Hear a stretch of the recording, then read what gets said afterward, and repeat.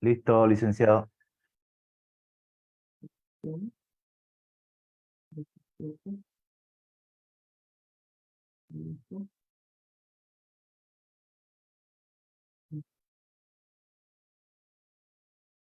Listo, licenciado. Ok.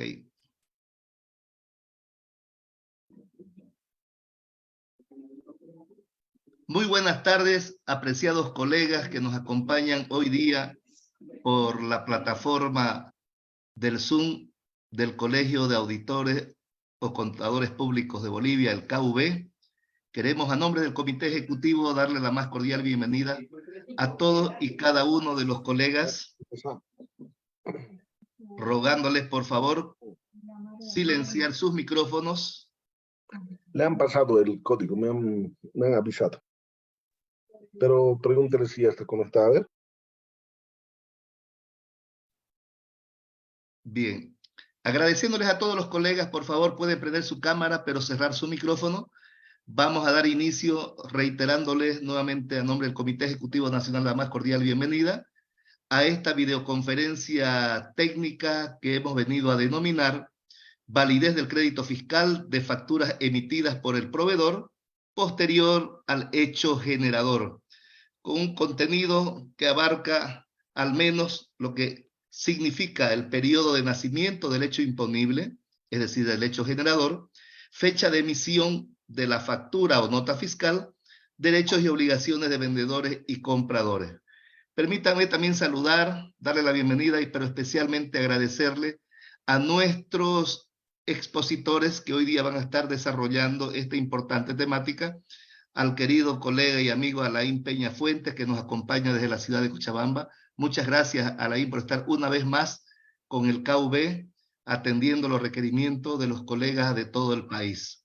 También nuestra gratitud al licenciado Luis Eduardo Zúñiga, que nos acompaña también desde acá, la ciudad de Santa Cruz de la Sierra, y que hoy día, de verdad que tenemos que agradecerle por partida doble al colega Luis Zúñiga, porque va a celebrar su cumpleaños compartiendo sus conocimientos con los colegas de todo Bolivia. Muchas gracias, querido Luisito, feliz cumpleaños. Esperemos de que estés pasando una jornada fabulosa al lado de todos tus afectos. Todo el comité ejecutivo y todos quienes conformamos el Colegio de Auditores o Contadores Públicos de Bolivia, el KUB, te agradecemos y te enviamos un fraternal abrazo de felicitación. Feliz cumpleaños. Muchas gracias. Bueno, sin mayores preámbulos, querido Alain, querido Luis, el auditorio es de ustedes. Gracias, estimado Gustavo. Bueno, agradecer la invitación al Colegio de Auditores de Bolivia, a la cabeza de obviamente de su plantel ejecutivo del directorio, licenciado Gustavo Gil. También saludar a la licenciada Angélica Limón, presidenta del Colegio de Auditores de Bolivia, y un fraternal saludo especial para mi amigo, hermano Luis Zúñiga, que además hoy está cumpliendo unos años más de vida. Luis, te deseo lo mejor y éxito siempre en lo que vayas haciendo. Dios te acompañe en este camino de la vida. Felicidades. Y agradecer obviamente a todos los que están presentes para ya poder tocar y desarrollar este tema que se refiere a la validez del crédito fiscal de facturas emitidas, obviamente por un proveedor, pero posterior al hecho generador. Luis, si tienes algo que tal vez enmarcar, por favor, antes de empezar ya el tema. Mi querido Reino, más bien muchas gracias. Igual un gran abrazo a todos los colegas, un agradecimiento al director del Colegio de Auditores de Bolivia, el licenciado Gustavo Gil, a nuestra presidente, la licenciada Angélica Limón, por hacer este tipo de actividades y bueno, por nosotros prestos siempre para poder colaborar con un poco del conocimiento y experiencia que tenemos. Todo siempre con el afán de hacer lo correcto. Nuestro objetivo y nuestro eslogan que hemos manejado durante muchos años es: no queremos pagar ni más ni menos, queremos pagar lo correcto. Con ese entendimiento, mi querido Alain, por favor, te ruego que empieces con la primera parte para poder analizar todo el marco normativo. Continuamos con el marco normativo y sacamos conclusiones de la correcta aplicación de la norma tributaria. Adelante, Alicita. Gracias, querido Luis. Bueno, con esa aclaración, cumplir la norma en su cabal exactitud es lo que se busca tanto por la parte del contribuyente como también por la parte de la administración tributaria. A ver, de un tiempo a esta parte ha existido o está existiendo una interrogante respecto a la validez del crédito fiscal de una factura que el proveedor hubiera emitido posterior al hecho generador. ¿En qué condición queda el comprador, en este caso el cliente, respecto a ese derecho de computar ese crédito fiscal? Se tiene entendido que la administración tributaria en algunos casos está observando ese crédito fiscal, o los contribuyentes están también llevando recursos adelante para impugnar ese tipo de observaciones. Entonces, esta tarde nos va a permitir dilucidar técnica y legalmente cuál es el tratamiento de esos créditos fiscales que han sido emitidos, por decir, en un determinado mes por el proveedor, cuando el hecho generador, por decir, era meses anteriores. Entonces, para entender esto, es necesario, acá en la presentación, considerar de forma general la normativa sobre el cual se trata el crédito fiscal, que va obviamente contra el IVA o el RC-IVA según corresponda. La ley 843 que todos conocemos, en su título 1 en todo caso, que es el impuesto al valor agregado, el decreto supremo 21.530 que reglamenta el impuesto al valor agregado, estas dos normas, tanto la ley 843 como el decreto supremo 21.530, estaríamos hablando normativa que reglamenta o que cimienta las bases del derecho tributario material o sustantivo, ¿sí?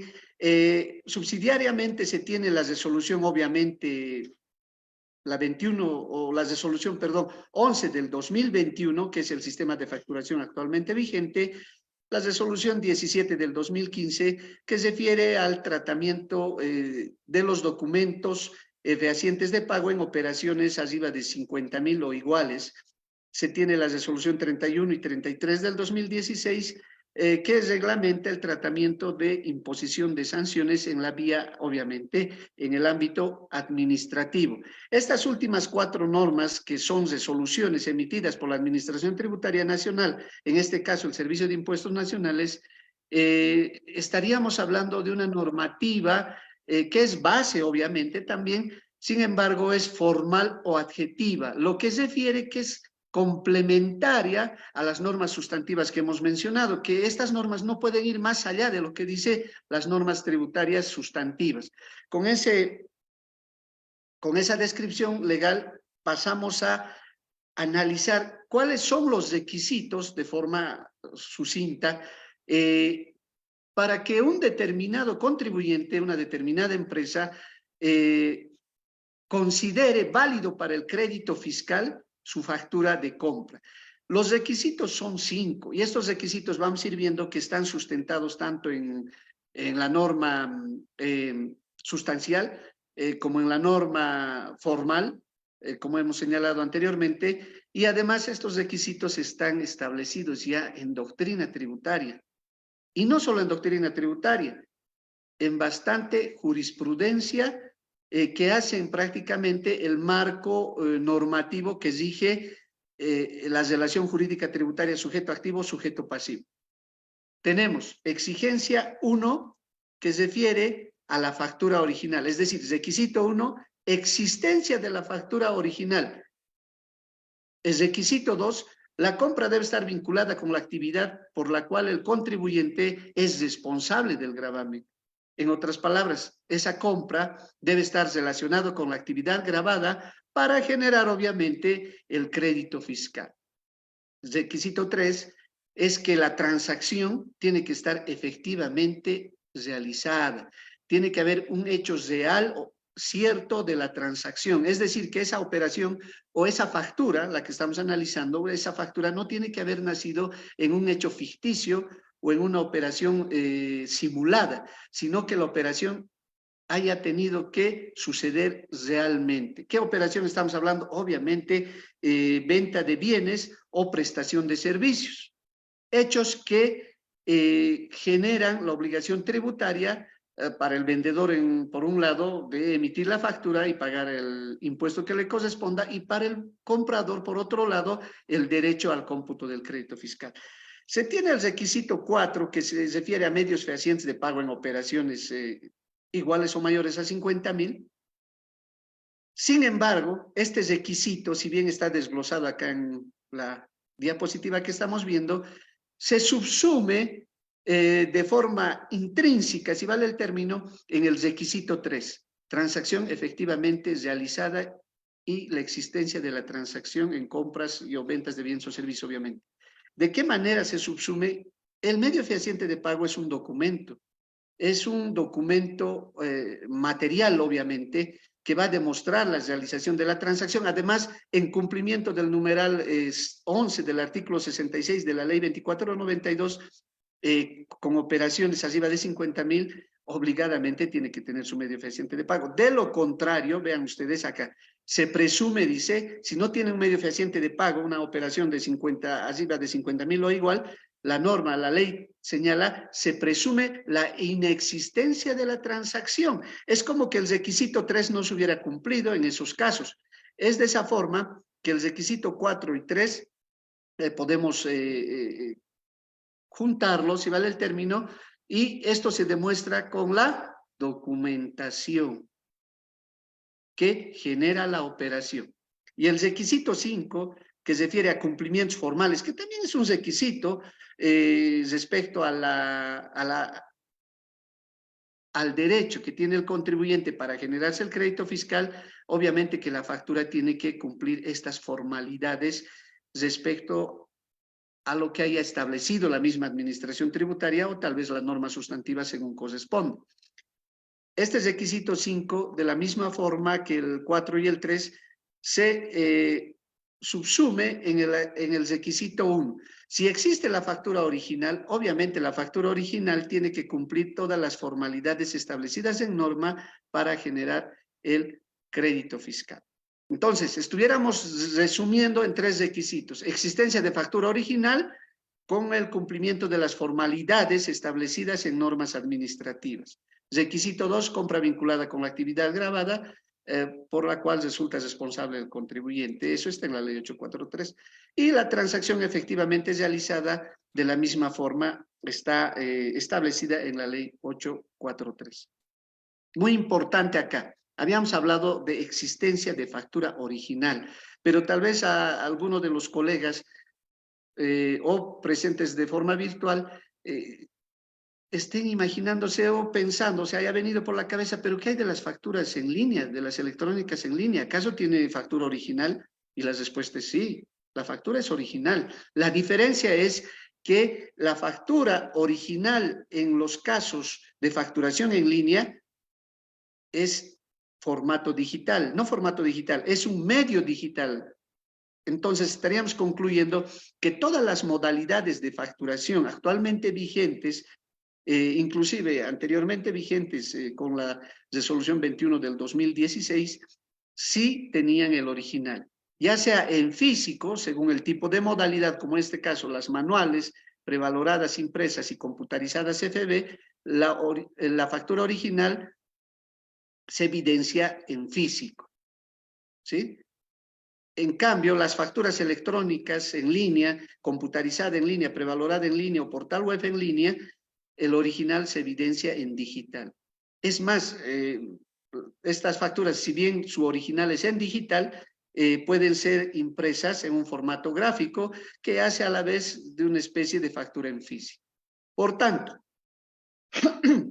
este requisito sí es indispensable que el contribuyente lo cumpla, ¿ya? Exigiendo a su proveedor el original de la misma, ya sea en formato, en medio digital o medio físico según corresponda. El cumplimiento de este requisito es sustancial, es el requisito 1 que habíamos visto, que va a generar el inicio, entre comillas, el inicio del derecho al cómputo del crédito fiscal contra el débito fiscal que se genere en un determinado periodo. Acá vamos viendo lo que es algo de la línea doctrinal que se refiere A fallos, en este caso de la autoridad de impugnación tributaria, es decir, impugnaciones por la vía administrativa que los contribuyentes o la administración tributaria hubieran recurrido por esta vía para hacer prevalecer los derechos que así consideren se hubieran vulnerado en un proceso de determinación o en un procedimiento administrativo que determinación en este caso que la administración tributaria hubiera ejecutado y el contribuyente hubiera recurrido a reclamar esa observación. Obviamente la autoridad de impugnación tributaria es juez y en su condición de juez administrativo lo que hace es administrar justicia tributaria, ¿ya? Y en este ejemplo vemos acá un pequeño párrafo de una resolución jerárquica de la autoridad de impugnación tributaria, señala lo siguiente: sobre la validez del crédito fiscal, cabe indicar que esta instancia, es decir, la autoridad de impugnación tributaria en su nivel jerárquico, ha establecido como línea doctrinal, tributaria doctrinal, mediante estas resoluciones y otras resoluciones jerárquicas, 3 requisitos, lo que habíamos mencionado. Primer requisito, la existencia de la factura original. Segundo requisito, que la compra se encuentre vinculada con la actividad por la cual el sujeto resulta responsable del gravamen. Tercer requisito, que la transacción haya sido efectivamente realizada. Como ustedes comprenderán, lo que estamos viendo en este momento son los derechos, primero, por un lado, las obligaciones del contribuyente en su condición de comprador, en su condición de cliente, ¿ya? Obligaciones. Pero, paralelo a eso, el derecho del contribuyente, que al cumplir estos 3 requisitos, tiene para computarse el crédito fiscal de una determinada compra o adquisición respaldada con factura. Entonces, acá ya podemos empezar a entender que más allá de estos requisitos que están conforme a la Ley 843 y demás disposiciones tributarias, no existe otro requisito más para el comprador. No sé si me dejo entender. No hay otro requisito más de que al comprador tengan que constituirle, por decir, en controlador fiscal de su vendedor, o algún otro requisito que el comprador tenga que, no sé, invalidar el crédito fiscal por algún error o alguna deficiencia de su vendedor. ¿Me dejo entender? Vamos un poco más enfatizando. He sacado extractos pequeños por el tiempo que se tiene respecto al desarrollo de la temática, y acá ya vemos algo más de mayor jerarquía: jurisprudencia. La jurisprudencia que está dentro de lo que es el rango de las normas aplicables en materia tributaria, podemos ver acá jurisprudencia, que señala lo siguiente. Vean ustedes, ¿qué nos dice? La jurisprudencia tributaria asumida por el Tribunal Supremo, estamos hablando del Tribunal Supremo de Justicia ya, con sus autos supremos, ¿ya? Niveles prácticamente donde se agota, si vale el término, las impugnaciones o los recursos que tiene tanto la administración tributaria como el contribuyente. Esta instancia que administra justicia establece en una sentencia lo siguiente, o en sus sentencias lo siguiente, que asume el Tribunal Supremo mediante Auto Supremo 477 del 2022, dice, estableció que el contribuyente, para beneficiarse con el cómputo del crédito fiscal IVA, obviamente producto de las transacciones que declara, producto de las compras, ventas de bienes y servicios, debe cumplir y demostrar 3 presupuestos legales necesarios, esenciales y concurrentes. Los 3 presupuestos, ¿cuáles son? Los que hemos empezado a ver de principio. Primero, la existencia de la factura, nota fiscal o documento equivalente por el cual se perfecciona el hecho generador o el hecho imponible del IVA.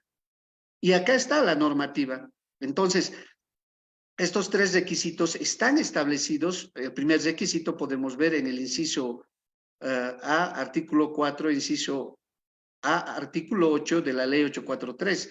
Revisen ustedes. Entonces, el requisito de existencia de factura ya nace en una norma sustantiva que es la ley 843. Pero dice, este documento mercantil emitido por por quien transfiere el dominio con la entrega de bien o acto equivalente deberá ser presentado en original. ¿Ya?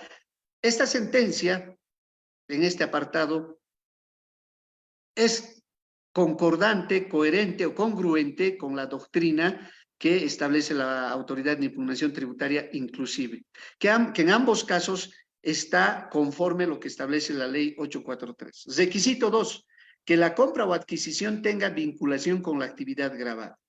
Ya, de acuerdo a lo establecido, y aquí está, inciso A de la ley 843. Entonces, la existencia de factura original, requisito 1, la relación con la actividad gravada, requisito 2, están establecidos en la ley 843 normas sustanciales. Y por último, el requisito 3, que es repetido, si vale el término, que ratifica lo que habíamos analizado de principio, refiere a la realización efectiva de la transacción. Es decir, que se perfeccione con el pago de la alícuota establecida en el artículo 15 de la ley 843. ¿Ya? Concordante con el artículo 8 del Decreto Supremo 21.530, este requisito de realización efectiva de la transacción, inclusive podemos nombrar aquí, o referir, perdón, la ley 2492, el numeral 4 y 5 del artículo 70, que son obligaciones del sujeto pasivo del contribuyente para respaldar sus créditos fiscales. Entonces, hasta acá podemos concluir, hasta acá, vamos a ver todavía unas cuantas diapositivas más, podemos concluir que los requisitos para que un contribuyente genere crédito fiscal son 3. Cualquier otro requisito que la administración tributaria, en su entender, me refiero pero a los funcionarios específicamente, en su entender, pretendan incorporar otros requisitos, no estaría sustentado en norma legal conforme lo estamos demostrando. Y tenemos algo más de jurisprudencia que se refiere a una sentencia reciente de enero 2023. Muy importante esta sentencia que señala lo siguiente. Vean acá cómo establece, señala, vamos a ir analizando, pero les doy un preámbulo. ¿Cómo establece el juez señalando que la responsabilidad del comprador se enmarca en una norma específica, la responsabilidad del vendedor, obviamente en articulados específicos de la norma tributaria, pero que cualquier omisión o vulneración por parte del vendedor a la norma tributaria no puede ser endosado, no puede ser transferido a su comprador. ¿Qué quiero decir? ¿Qué pasa entonces? Aquí un poco vamos a entrar más a fondo. ¿Qué pasa si un vendedor, por algún motivo, en vez de emitir la factura en enero, que fue el periodo del hecho generador, lo emite en febrero? ¿Ya? Obviamente en febrero va a conocer la factura del comprador y se va a tomar el crédito fiscal. Pero ahí las responsabilidades del vendedor, no del comprador. Por tanto, el comprador no tendría que perder ese crédito fiscal. Lo que sí la administración tributaria tendría que perseguir al vendedor, entre comillas, perseguir. En otras palabras, tendría que utilizar todas sus facultades o ejercer sus facultades de fiscalización, control, investigación, determinación contra el vendedor. Y analicemos de forma literal, por favor, esta parte de la sentencia que les estoy mostrando acá. Y señala lo siguiente: los argumentos sobre los que se basan para sustentar la sanción impuesta en la resolución determinativa, es decir, los argumentos para depurar la factura del contribuyente, la factura de compra del contribuyente, se basan en la existencia o no del proveedor. Es decir, el cliente, el contribuyente ha presentado una factura de compra, la administración tributaria lo ha depurado, pero su fundamento es que no existe el proveedor, no se le encuentra, no ha habido el proveedor. Ese es su fundamento. Y entonces, si recordamos los requisitos que hemos ido enfatizando desde hace hace rato los 3 requisitos, no está dentro de los requisitos que el proveedor exista para que el contribuyente tenga derecho al crédito fiscal. Entonces, continúa acá. Se señala que los proveedores en la gestión de la emisión estaban con NID activo y la falta de descargo de los la falta de descargo de los proveedores no puede ser atribuida al contribuyente final. Que la emisión de las facturas y las declaraciones juradas del proveedor no pueden ser cargadas al comprador. ¿Qué significa? Si el proveedor ha emitido una factura, qué sé yo, difiriendo su tributo, esa responsabilidad no es para el comprador, sino esa responsabilidad es para el vendedor. ¿Me dejo entender? Seguimos, conforme a la jurisprudencia, vean ustedes, jurisprudencia de esta autoridad, la responsabilidad de determinar si las facturas son legales o ilegales no son del contribuyente ahora demandante, es decir, no es del comprador, no es del contribuyente que le están depurando la factura, sino de la institución demandada. ¿Pero a qué? Vamos a ver, conforme a lo previsto en el artículo 95 de la ley 2492 tendría que ser ahí, estoy viendo 21, me imagino que es 24, tal vez por la fotocopia no ha salido bien. ¿Qué es la determinación por la administración tributaria? Para dictar resolución determinativa, la administración tiene que controlar, verificar, investigar los hechos, actos, elementos y valoraciones y demás circunstancias del hecho imponible. Y acá, por favor, Luis, tomaremos nota. Hecho imponible. ¿Y cuál es el hecho imponible? El hecho imponible en el IVA es las ventas. Y las ventas son responsabilidad del vendedor, declarado por el sujeto pasivo conforme a las facultades otorgadas por este código y otras disposiciones tributarias. Y acá, lo último. De la norma antes mencionada, se concluye que la administración tributaria realizó su trabajo previsto en norma, está bien, ha fiscalizado. Sin embargo, pretende cargar al demandante la responsabilidad de posibles hechos que serían atribuibles al proveedor y no hacia el comprador. Está clarísimo. ¿Qué significa? Ya hemos empezado a tocar. Primero que los requisitos para el cómputo del crédito fiscal, de acuerdo a doctrina tributaria, jurisprudencia, son 3. ¿No ven? Existencia de factura original, que esté relacionado con la actividad grabada del negocio y que la operación se haya realizado efectivamente. Una cierta operación realizada. Ya está, esos son los 3 requisitos. Otro tipo de requisito no existe para que el contribuyente tenga ese derecho de computarse el crédito fiscal. Y acá está diciendo, toda otra responsabilidad del vendedor, la administración tributaria tendría que perseguir al vendedor o determinar, ajustar lo que corresponda al vendedor. Ya viendo la parte final de la normativa, luego vamos a ver el formalismo, única restricción sobre el periodo a declarar que está en el Decreto Supremo 21.530 del IVA, y lo vamos a analizar con Luis un poquito más esta parte, que es el artículo 8 del Decreto Supremo 21.530. Y vean ustedes, el artículo 8 refiere, ¿no?, que el crédito fiscal computable a que se refiere el artículo 8, inciso A, de la ley 843, dice, es aquel que esté originado en importaciones, compras, adquisiciones definitivas vinculadas con la actividad del contribuyente. Hasta ahí bonito. Pero acá existe un párrafo donde señala una restricción y dice, los créditos fiscales de un determinado mes no podrán ser compensados con débitos fiscales de meses anteriores. La única restricción sería el siguiente, que un crédito fiscal, vamos a suponer del mes de abril de X año, ya, ese crédito fiscal del mes de abril de X año no puede ser utilizado para compensar débitos fiscales de meses anteriores. Esa es la restricción.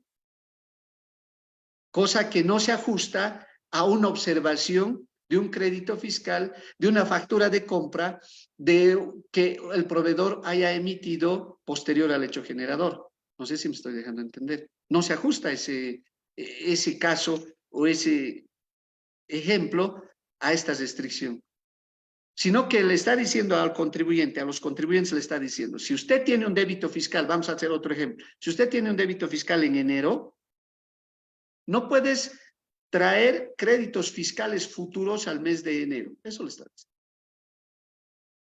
Que es muy distinto. Luis, adelante, sí. Alicito, tal vez algo más fácil para tratar de explicar esta parte, ¿no? Que está claro lo que has indicado, pero pongámonos en esta situación. Este mes de octubre, acabamos de hacer una auditoría, qué sé yo, de esas importantísimas especiales, y de pronto voy a facturar $10,000. Y tengo un débito fiscal que nace en el mes de octubre por $10,000.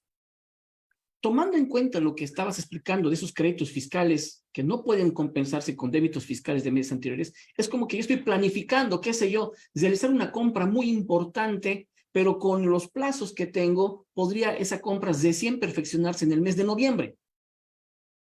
Entonces, yo no podría utilizar ese crédito fiscal, que sí o sí va a ocurrir en noviembre, porque ya está el trato de la operación ya prácticamente cesada, solamente falta que me entreguen el bien y me entreguen la factura, y que va a ocurrir eso en noviembre, utilizar ese crédito fiscal ahora, de lo que todavía no se ha perfeccionado. A eso más o menos sería, ¿no, Ali? Sí, perfecto, Luis, gracias por la aclaración. Es como que si aún no está el hecho generador, no, todavía no está suscitándose, se va a suscitar a futuro, no traigas al presente créditos fiscales. Eso es lo que te está diciendo la normativa. Y por último, acá ya Luis, terminando esta parte, o prácticamente ya terminando las generales, luego vamos a analizar la ley 843 y lo que tienes, Luis, por favor, de acuerdo a lo que estamos viendo. Formalidades, dijimos que es parte del requisito 1, existencia de factura original, ¿no ven? Las formalidades están establecidas en la resolución 11 del 2021 y otras resoluciones que se referían a la facturación, a la reglamentación de la facturación en Bolivia. Y existe en las formalidades los siguientes requisitos: original, en físico digital del documento, eso es el requisito 1. Acreditar la correspondencia del titular. Obviamente, la correspondencia del titular en la factura tiene que estar a nivel del comprador. Y está en la factura, en el requisito de la existencia original de la factura, porque eso es lo que va a demostrar que esa factura sí corresponde al comprador, porque ahí está inserto el NID del comprador. Acreditar el importe. Obviamente, el importe debe estar en la factura, tanto numeral y literal. La fecha de emisión de la factura. La fecha de emisión que la misma norma establece que esta fecha corresponde al periodo a liquidar el impuesto, no hay otra. Si el emisor de la factura, por algún, no sé, cometió el error de facturar en el siguiente mes cuando debía facturar en el mes 1 y facturó en el mes 2, es responsabilidad del emisor, pero el comprador, ¿qué está sucediendo? El comprador va a conocer la factura en el mes 2. No puede tomarse un crédito fiscal de forma anticipada cuando no existe la factura. Además que en la ley, con lo que vamos a ver, Luis, en el artículo 5 de la ley 843, dice que el crédito fiscal obviamente nace en el hecho generador y además con la factura. Es decir, que la factura es el que le va a dar el derecho a computar el crédito fiscal. Entonces, en tanto no exista la factura del comprador, ¿qué puede hacer? Nada. Y por último, no presentar tachaduras, enmiendas, alteraciones respecto a la nominatividad, respecto al importe y respecto a la fecha de emisión. Inclusive hasta acá está remarcando que la fecha de emisión es una información importante para direccionar a ese periodo el crédito fiscal por parte del comprador. Reitero, que el vendedor se esté equivocando, la administración tributaria tendrá que ejercer sus facultades de determinación, control, aplicar lo que corresponda, pero contra el vendedor y no así contra el comprador. Además que la misma resolución señala lo siguiente: las facturas deberán ser emitidas conforme a norma. Perfecto. En las fiscalizaciones, la administración tributaria, los errores técnicos, formatos o llenado de información de la factura, al final la fecha de emisión es llenado de información de la factura, en tanto que no comprometan el cumplimiento de lo antes señalado, es decir, que sea original, que acredite al que tiene el derecho al cómputo del crédito fiscal, etcétera, etcétera, no implicará la pérdida del crédito fiscal IVA. ni del gasto para el IVA. Sanción al emisor. Querido Luis, estimados colegas, hasta ahí los generales. Ahora vamos analizando los otros componentes o aspectos. Estimado Luis, por favor. Ok, querido Luisito, gracias. Voy a dejar de compartir. Y Por favor. cualquier otra cosa que tengamos que reiterar o enfatizar, voy a estar atento. Perfecto, querido Luisito. Ya, yo comparto la pantalla. Por favor, confírmeme si se logra ver. Excelente. Muy bien, vamos a ver aquí pues la ley 843, ¿no? Lo que Alain nos está explicando con toda la línea doctrinal, los antecedentes, es bueno que volvamos a repetir. Y aquí viene el gran conflicto que hemos visto en algún momento y bueno, pues en casos especiales he visto lo que ocurre en la administración tributaria cuando pretenden depurar un crédito fiscal de una factura que corresponde, qué sé yo, a un hecho generador del mes de febrero, pero la factura nos las han entregado y nosotros nos hemos apropiado del crédito fiscal en el mes de mayo. El ejemplo más fácil de entender, pago de alquileres. Enero, febrero, marzo, abril, recién se paga en el mes de mayo y en mayo me facturan por los meses de enero, febrero, marzo, abril en una sola factura. Entonces, ¿qué están haciendo? Están pretendiendo depurar ese crédito fiscal. Para eso, pues vamos a ver nosotros la norma base, la ley 843. Y todo lo que la ley indicaba, aquí está claramente establecido. Primero, el nacimiento del hecho imponible. El artículo 4 es claro. ¿Cuándo nace? ¿Cuándo se perfecciona el hecho imponible? Y me dice que en el caso de ventas, cuando estas sean al contado o al crédito, en el momento de la transferencia del dominio del bien. Para ventas de servicios, prestación de servicios, contratos de obras, cuando se realice, se finalice la ejecución del servicio o exista percepción total o parcial del precio, cualquiera que ocurra primero. En este instante es cuando nace la obligación de la emisión de la factura. En estos casos de ventas. Ventas. ¿Quién es el obligado a cumplir con este artículo 4? Vayámonos ahora a la resolución normativa de directorio que ya pues se ha puesto en vigencia, que es el famoso sistema de facturación. Este que está compiladito hasta el 30 de noviembre del 2021. Y vemos pues, ¿quién es el obligado a cumplir el artículo 4? ¿El comprador o el vendedor? A ver, ¿qué dice la definición de la administración tributaria? El comprador, persona natural, pública o privada, que al haber adquirido y pagado por un determinado bien, servicio o operación, se constituye propietario del documento fiscal emitido. Entonces el comprador no es el que emite la factura. Él es el propietario del documento fiscal que ha sido emitido, pero él no es quien emite la factura. Y nos vamos a la definición de sujeto pasivo. Sujeto pasivo, persona natural o jurídica que en virtud de su actividad comercial adquiere la obligación tributaria de cumplir con la liquidación y pago de impuesto al valor agregado, así como la facturación de sus transacciones grabadas y otros deberes formales conforme a normativa vigente.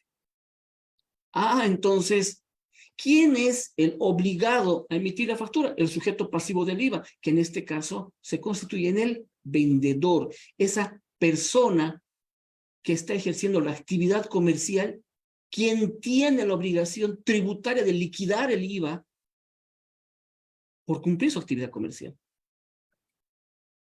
Porque además, en su definición de emisión, acto a través del cual el sujeto pasivo del IVA, al perfeccionamiento del hecho generador, consigna los datos de la transacción de la factura. Y aquí estamos viendo ese famoso perfeccionamiento del hecho generador, artículo 4.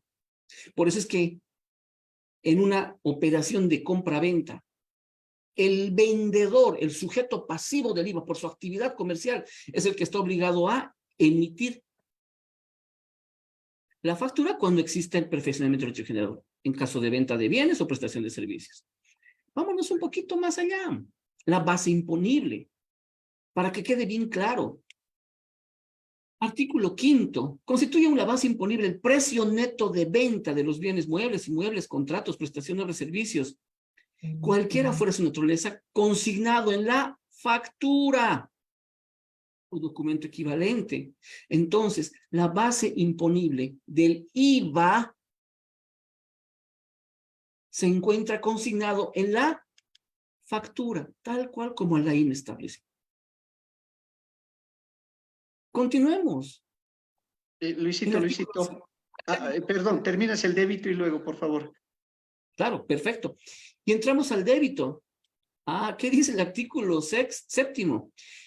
A los impuestos totales de los precios netos de ventas, o sea, de contratos de obras, prestación de servicios, bienes, etcétera, se aplicará la alícuota establecida en el artículo 15. ¿Y cuál es el artículo del artículo 15? El 13%.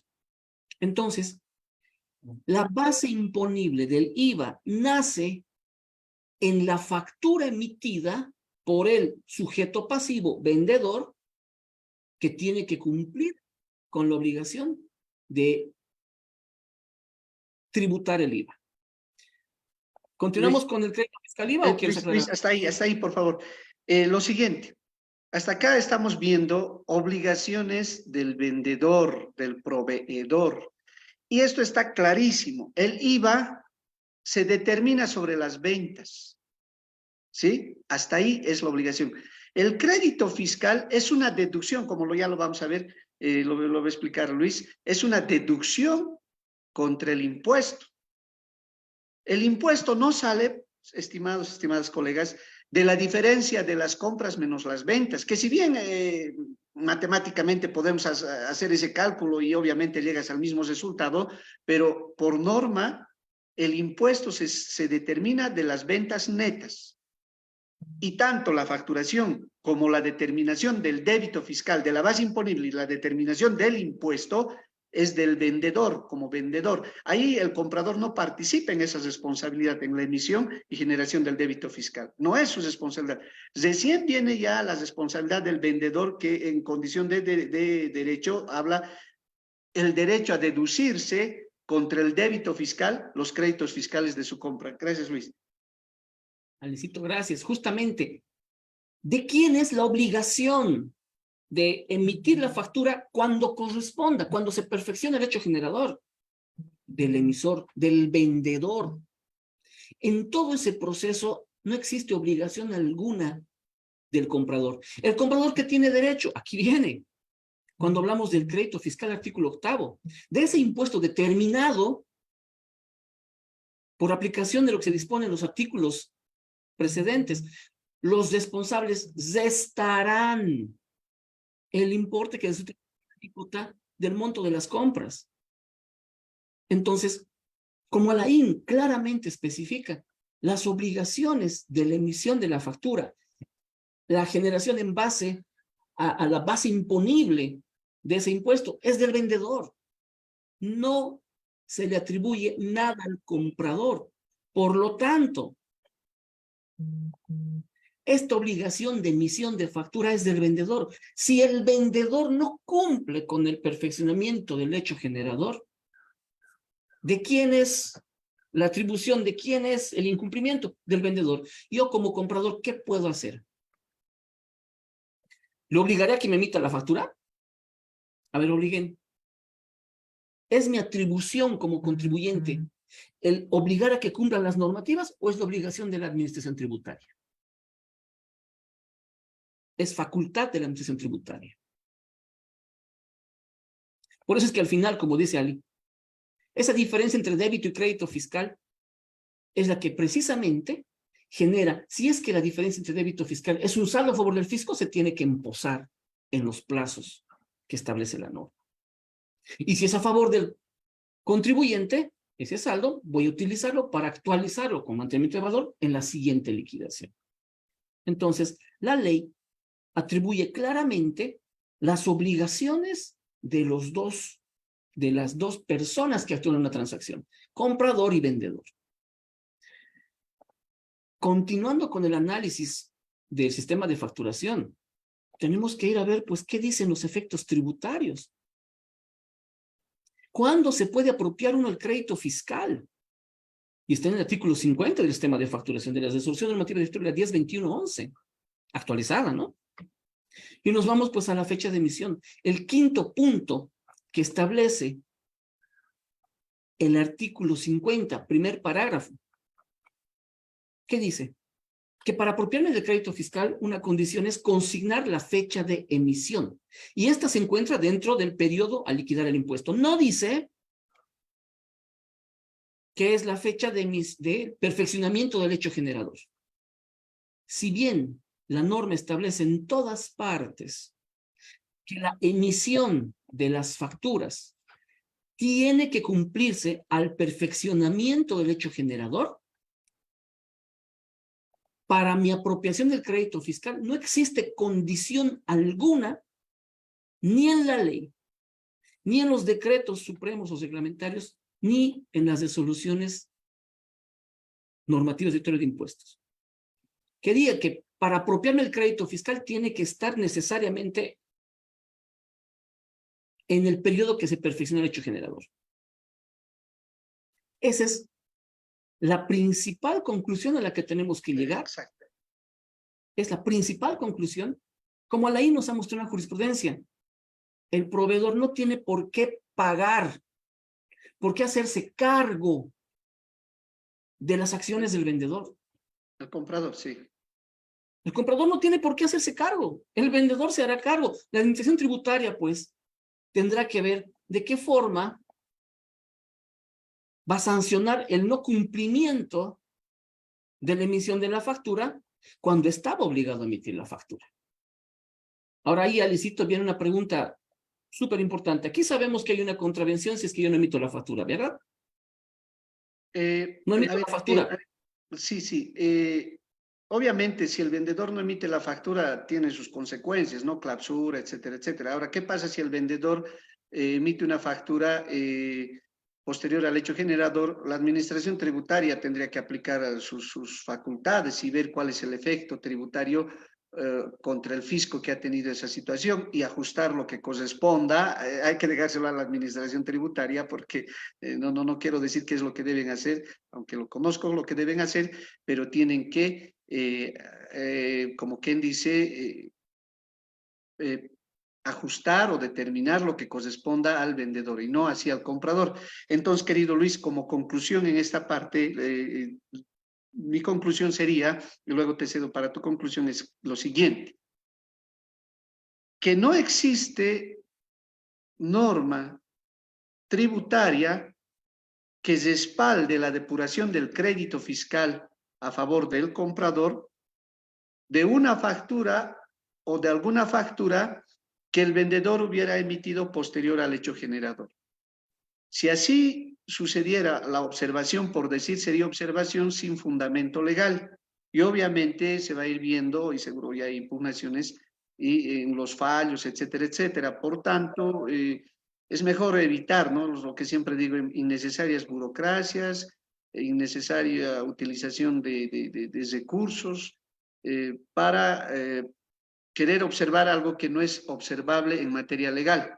Todo lo que debe aplicarse en materia tributaria debe nacer de una norma. Solamente eso, estimado Luis, en la parte conclusiva mía. Ya solicito, la mía lo mismo, va parte del mismo principio que tú estableces. No tiene por qué el comprador pagar las consecuencias de la actitud del vendedor.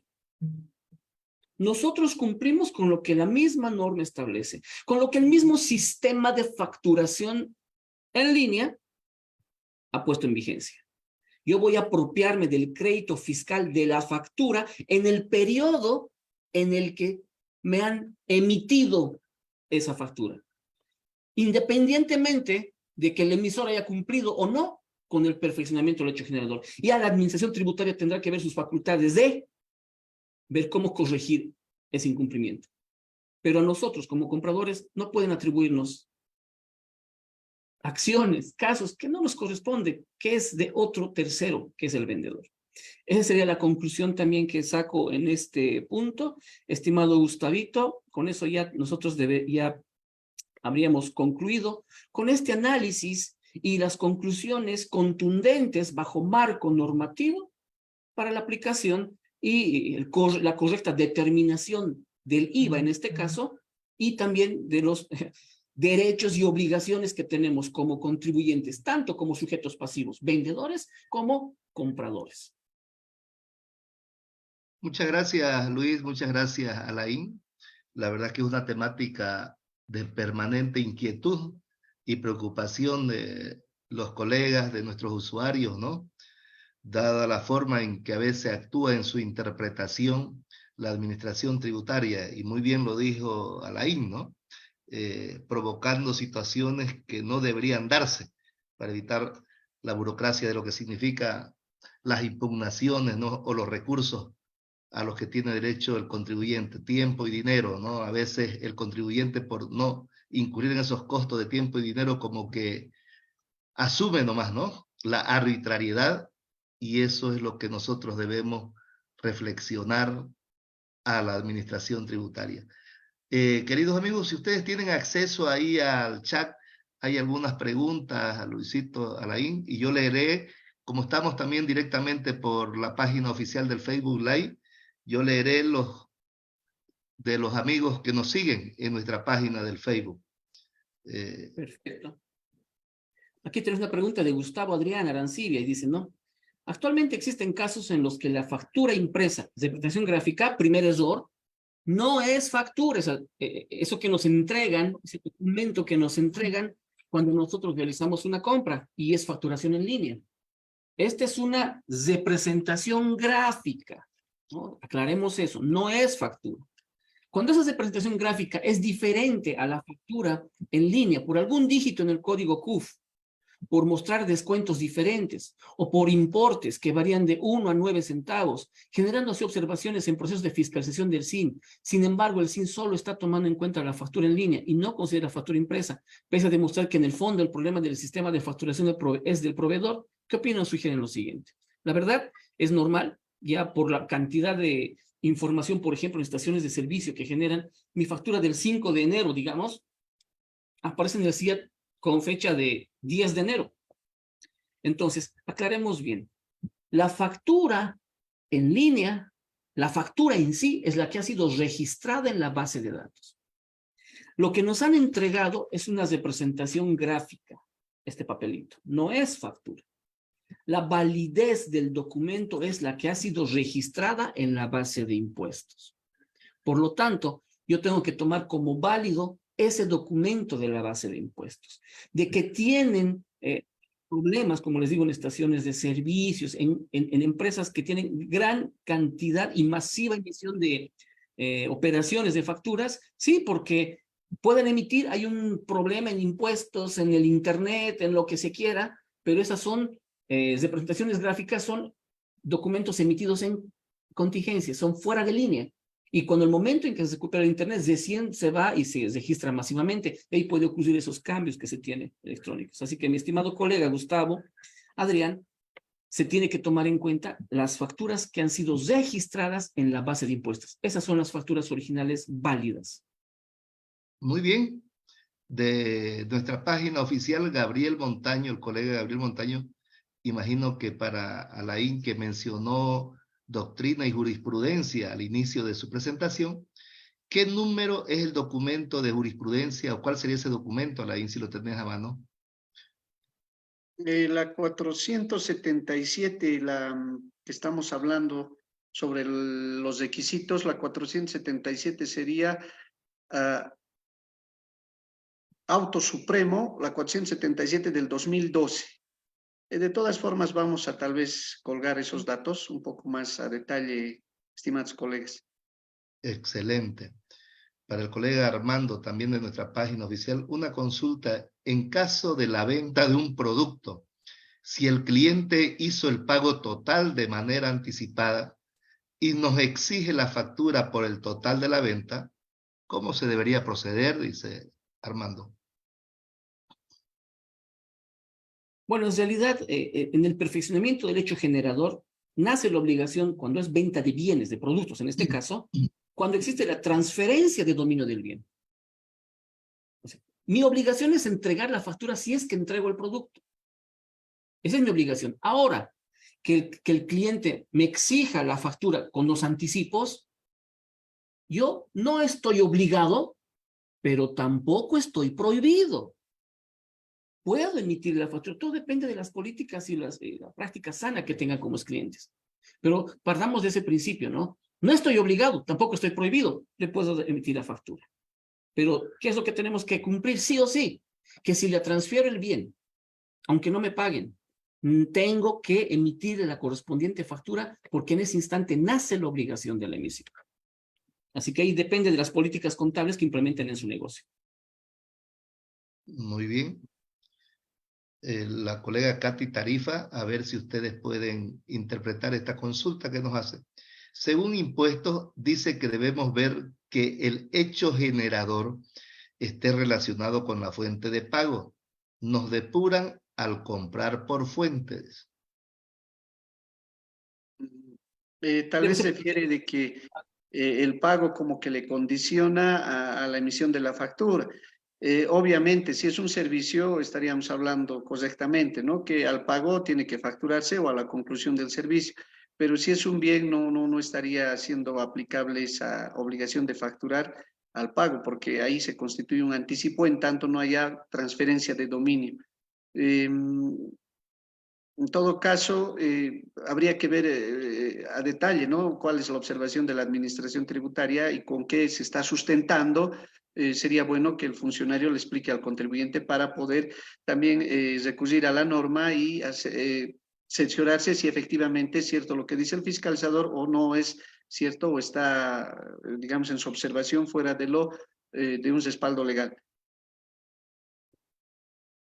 Muy bien, y hay una serie de comentarios, muchos comentarios y preguntas que creo que han sido sí ya mencionados de forma amplia y clara por parte de nuestros expositores.